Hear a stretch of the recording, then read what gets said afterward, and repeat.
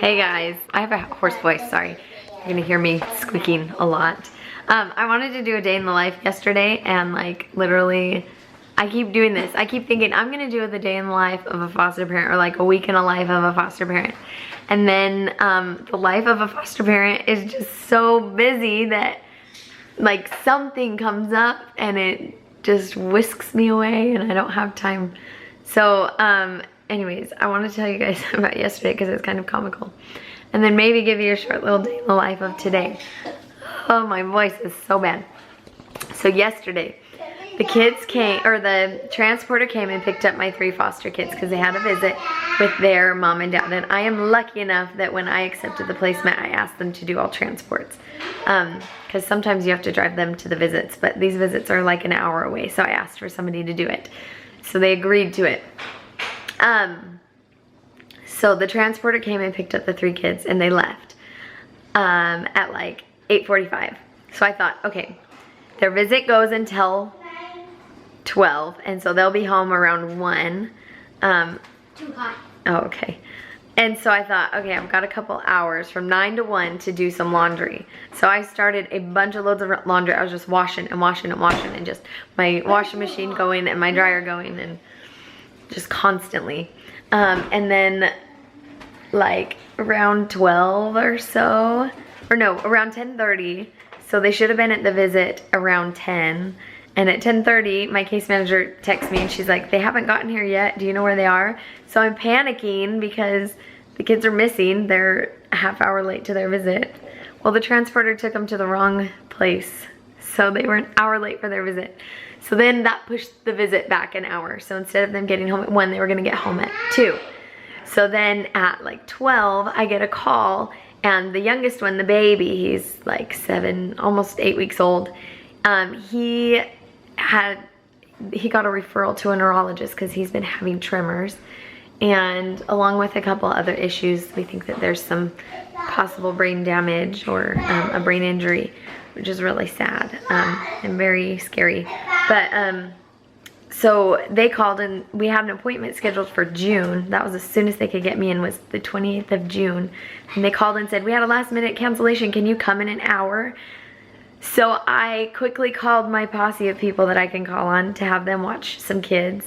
And I ran out the door quickly, leaving my 9 loads of laundry on my bed that I was planning to fold. And then I had to meet the transporter at the children's hospital to do the neurological consultation.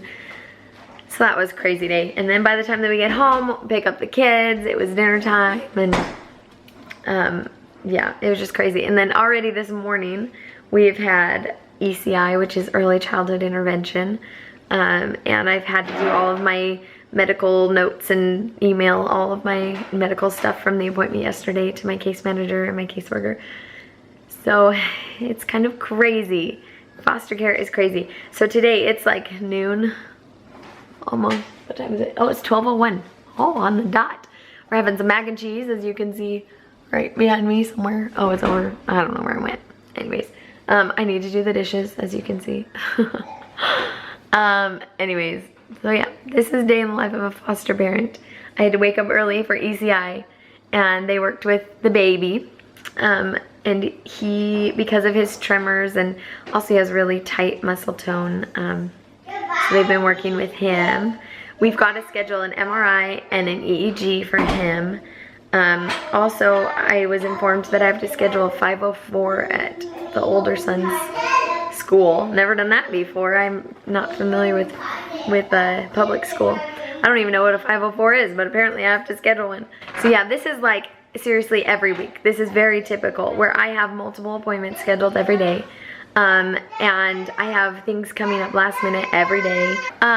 Anyways, it's just like, it's really busy. Foster care is really busy.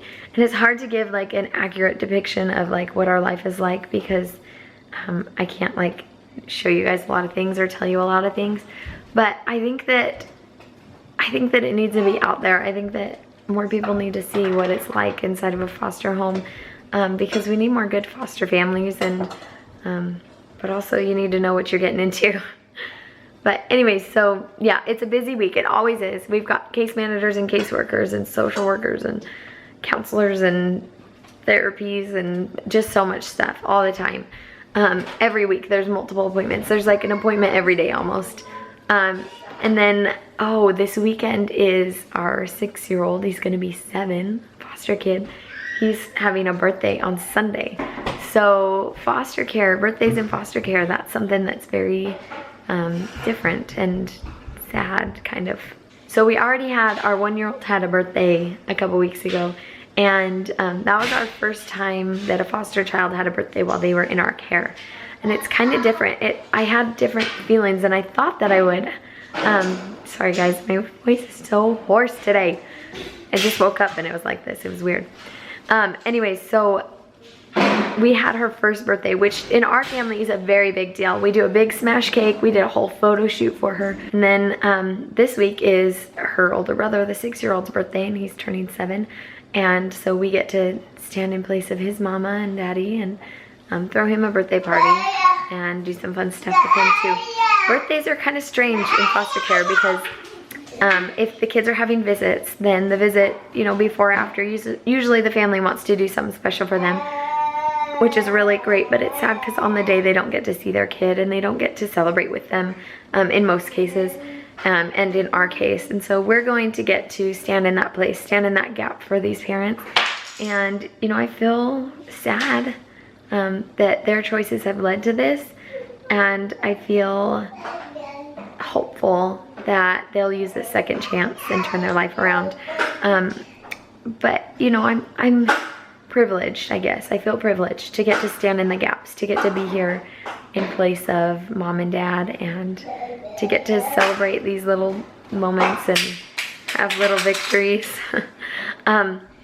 Yeah, anyways, it's precious, it's fun, and it's precious. And I've got a little one over here playing with magnets on the fridge.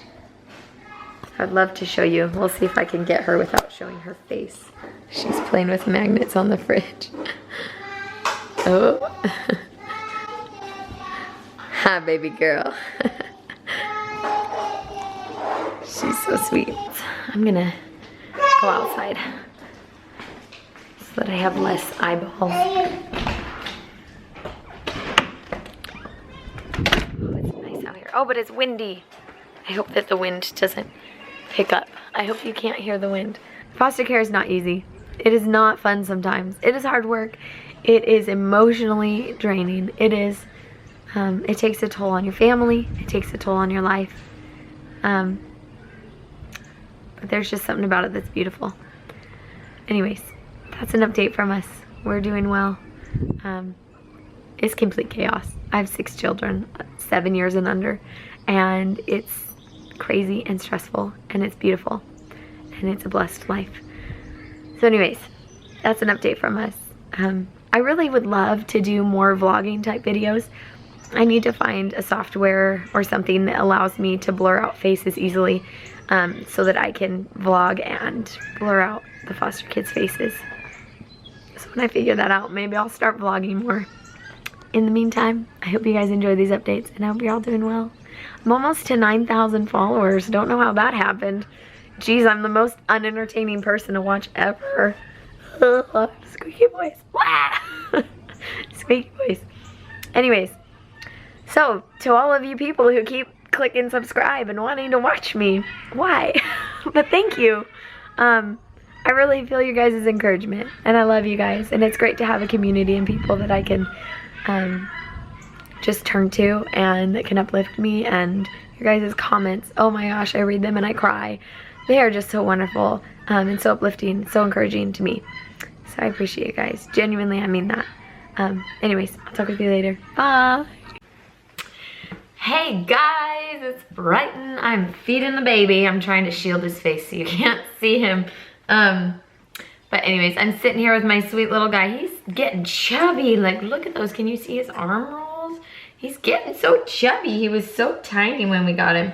He was like 7 pounds when we got him, and we just weighed him this last week. And, oh man, the little one's starting to cry. Come in here, baby girl. Come on in here. Anyways, I just weighed him this last week. He was almost 11 pounds. He's getting so big.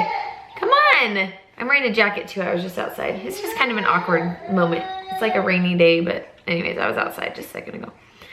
And now it says my battery's gonna die. I hope it doesn't die before I finish this update.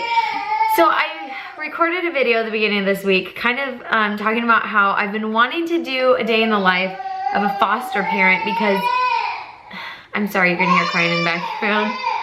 I walked out of the room, so she's crying, but she's in the room literally right next to me, and she just is choosing not to come in here. Anyways, so I did an update about how I want to do a day in the life, but it's just so crazy being a foster parent that I haven't had a minute to sit down. Granted, this is the second month that I've had them. I've had them a month and a half. And the first 2 months are usually really busy, so things should slow down soon. But so Monday they were at a visit. I already told you this story, but they were at a visit, and then I got a call that there's a last minute opening for the neurologist for this little man. And so we hurried and packed everybody up and found a sitter and ran out of the house. That was a crazy day. Then Tuesday we had ECI, which is early childhood intervention. And then our case manager stopped by. And then Wednesday I had a WIC appointment, and that lasted like all morning long. It was way longer than it should have been. And then Thursday I got a call Wednesday night for a last minute opening to the ophthalmologist, if I'm saying that correctly. For this little man, the pediatric ophthalmologist, he had to be seen for his eyes. Like a last minute appointment there, so I had to like drop everything and run. I also had to get blood labs done for the 1-year-old that's in there crying, and we had to take 2 of the kids, the 1-year-old and the 6-year-old foster kids, to the dentist on Thursday. And then Friday I actually had my in-laws in town, and so we went to the zoo. But all day Friday while we were at the zoo, I had my case manager from CPS bugging me all day long. So it was like just crazy. I mean, it's just, there's appointments every day, and every day there's somebody in my home, and it's just very, very busy. Oh, I'm gonna go check on her. All right, there's a happy baby in there now. And then today we had our 6-year-old foster son turned 7. It was his birthday. So this is the second birthday that we've done from the sibling group. They had birthdays very close to each other. And it's the second time that I have had the privilege. It's a weird emotion doing a birthday for a foster child. But we did a birthday for him, and he got a bike and some presents and some painting stuff because he's been wanting to paint. And he was just thrilled and had a great time. We did his little cake, and I'll try and put some pictures in that don't show faces. But here comes my little 1-year-old. Anyways, it's so weird being a foster parent, because also on Friday I got an email from the case manager saying some things that mom had requested, and it's weird because you're caring for these kids. They aren't yours. You're wanting to encourage and support the family, the biological family, and just really cheer them on and be there for them. But at the same time, they hate you, and they want to throw you under the bus every chance that they get. And you have case managers who have to like adhere to every whim of the parents because they want to keep mom happy, and they want to make sure that she knows that they're supporting her. And it's just this awkward situation of you love these kids and you want to be there for them and help them, but your hands are tied at the same time. And it's a lot of weird. It's a lot of weird. But like day to day, when you're just taking care of these kids, it's just so rewarding, and it's just very, I mean, you're just loving on them. What? You go whine and cry? Hi. You're all right. Anyways, it's weird being a foster family. But they have adjusted to our home really well. I'm kind of just waiting still for things to for the honeymoon phase to be over, because we've had behavioral issues, but they've been very minimal, not as bad as I thought they would be. So that's a blessing. But yes, everyone is doing well. Maylee and Jackson are having quite a hard time adjusting to having somebody in the house that's so close to their age. Yeah, you're gonna talk to me? I got my 1-year-old next to me. So they're having a hard time, but other than that, everyone else is doing really great. The 6-year-old goes to school all day. Oh, 7-year-old. The 7-year-old goes to school all day. So it's kind of nice. They get a break, and Maylee and Jackson can just play together, and we get to do homeschool still. And